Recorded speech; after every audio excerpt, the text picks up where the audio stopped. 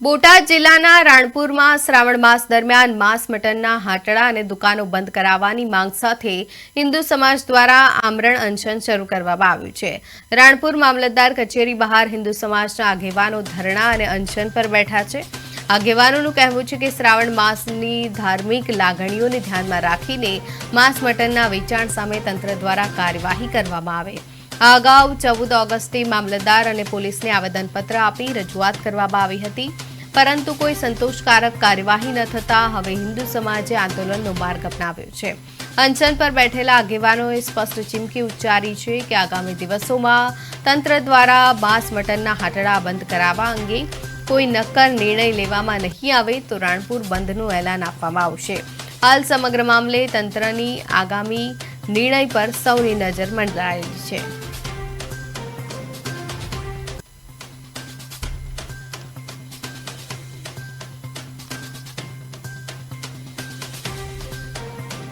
चौद तारीखे आ गाम में मांस मटन हाटड़ा जे चाले छे ई बंद थाय एना माटे 14 तारीखे आवेदन पत्र आपेलू पण हजी सुधी कोई निर्णय आवेलो नथी अने तो एमने चालू ज छे ए बंद करवा माटे अने तंत्र तरफथी कोई हजी सुधी पगला भरवामां आवेल नथी।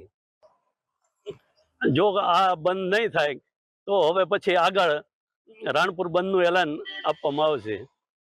पवित्र श्रावण मासनी अंदर के जे नॉनवेज નું છે કે કતરખાના બંધ રાખશું।